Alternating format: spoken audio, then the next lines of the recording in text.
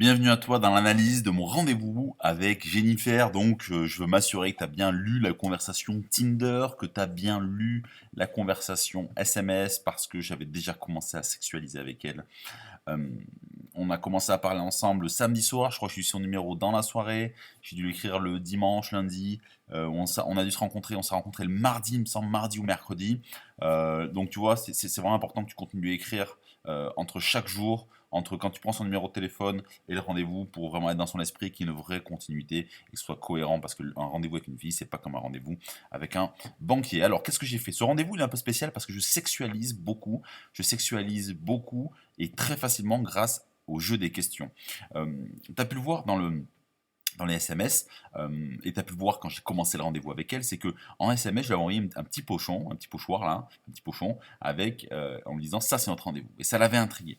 Et dans les premières minutes, tu vois, j'ai annoncé la couleur, tu vois, j'ai soulevé ce malaise-là et je lui ai dit, bon bah voilà, dans cette petite poche, il y a plein de questions et j'ai justifier, on va dire, le choix de faire ces questions-là, parce que j'aime que mes rendez-vous soient différents. Et c'est quelque chose qu'il faut assumer. Tu dois aussi, quand tu écoutes mes rendez-vous, vraiment regarder comment je fais pour parler de moi. J'assume, j'ai mes opinions, j'ai mes points de vue, et je sais parler de ma vie, et c'est ce qui peut me rendre attirant, ou, enfin, soit on m'attire, soit quand j'attire, j'attire à fond, soit on me déteste à fond, mais c'est pas très grave, parce que je suis 100% moi, et c'est quelque chose que tu dois apprendre à faire, c'est t'affirmer. Donc tu vois, pour avoir ces questions-là, bah, tu as juste à écouter le rendez-vous et noter les questions qu'on se posait. Euh, le choix du rendez-vous, donc là j'ai fait le choix avec elle de la rencontrer euh, pour l'heure du déjeuner pendant 1 heure, parce que c'était assez facile. Et bon, faut imaginer la logistique. Moi j'aime... bon déjà le soir, je rentre à la maison, c'est que j'ai ma femme et mes enfants. Donc pour faire ces rendez-vous pour ce programme-là, c'était beaucoup plus facile pour moi de rencontrer le midi. Et surtout, en fait, ce que je voulais, c'était, elle avait des enfants, c'était compliqué de se libérer le soir. Et donc c'était question de facilité. Puis le midi, tu peux aller déjeuner avec la personne si tu prends pas ça comme un restaurant. Nous, configuration du restaurant, en fait, on devait aller dans un endroit, mais un endroit où on devait aller était en fait finalement en travaux, donc j'ai improvisé, je me suis montré confiant, j'ai pas montré que j'avais peur, je lui ai demandé est-ce qu'il préférait ça ou ça, et je dis bah Simon on va là, je suis rentré, on s'est mis dans un endroit sympa, j'ai pu m'asseoir à côté d'elle. On était côte à côte sur une banquette et c'était bien pour la configuration du rendez-vous et c'est quelque chose que tu dois vraiment prendre en compte, essayer au maximum de t'asseoir à côté d'elle. Donc pendant ce rendez-vous, on a parlé de tout, mais le fil rouge du rendez-vous, en fait, ça a été les questions, parce qu'à chaque fois, on se posait une question. Et c'est quelque chose que je t'invite vraiment à faire. Si tu veux pimenter tes premiers rendez-vous et que vraiment ils sortent de l'ordinaire, mais prends un petit pochon comme moi et tu mets des questions dedans, tu écris des questions. Ok. Moi, pour info, j'avais pris les questions, j'avais pris en partie les questions de Tinder Sniper et Adopt-A-Mec Sniper.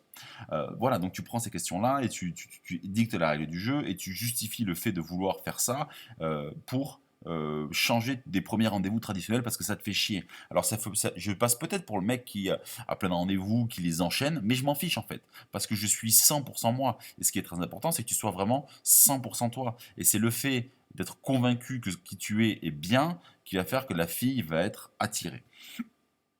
Donc, je me filtre pas, je suis 100% moi, et c'est important, mais pourquoi je peux être 100% moi? Parce que je sais que mes questions, elles vont plaire et elles vont pas montrer de manque de confiance en moi. Tu vois, à un moment, du rendez-vous, elle dit, il y a de la consistance, tu es aligné avec ton personnage, voilà. Et donc ça, c'est important.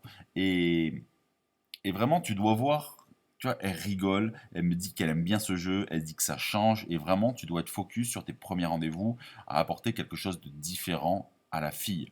Donc, analyse bien comment j'ai fait pour amener ce jeu, parce que c'est important, comment j'ai fait pour sexualiser, et tu vas voir que cette fille me parle très librement de sexe. Bon, il y a une raison à cela, c'est qu'elle est vraiment ouverte, elle est anglaise à la base.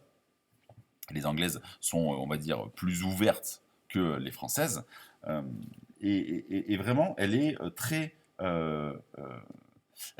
comment dire, elle est très ouverte, c'est très facile de discuter avec elle. Mais comment ça se fait que je puisse avoir ça? C'est parce que moi, je les trie directement depuis Tinder. Je fais en sorte que elle soit dans le même mood que moi, tu vois, dans la même dynamique que moi. Et ça, c'est très important pour moi. qu'elle soit dans la même dynamique que moi.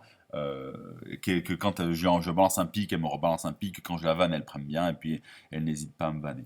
Donc voilà, ce rendez-vous, tu le vois à la fin du rendez-vous. Enfin, n'hésite pas à vraiment analyser les premières minutes, ensuite quand on s'installe, ensuite le cœur du rendez-vous, ensuite quand tu te dis bon ben je dois partir, et ensuite les dernières minutes avant que je la laisse, elle me dit je ne manquerai pas je ne manquerai pas de faire une proposition pour qu'on se revoie, parce qu'elle avait apprécié le rendez-vous. À la fin du rendez-vous, vraiment, je la challenge très très fort. Je lui dis qu'elle a que 24 heures pour me faire une proposition. C'est quelque chose que je te déconseille de faire, parce que je l'ai fait parce que j'ai de l'aplomb, mais ça peut paraître un peu arrogant. Voilà, j'ai tenté, moi, parce que je savais que je pouvais le faire, mais si t'as pas vraiment d'aplomb, si t'as pas vraiment de confiance, je te déconseille de le faire.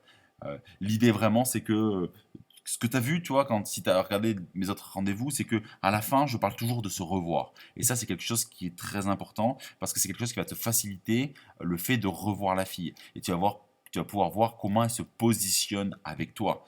Et ça, c'est très important. Euh, et puis voilà, quoi. Vraiment, je te conseille vraiment de te plonger précisément dans ce rendez-vous, de prendre des notes sur tout ce que j'ai fait et de pouvoir les agrémenter à toi prochainement tes premiers rendez-vous.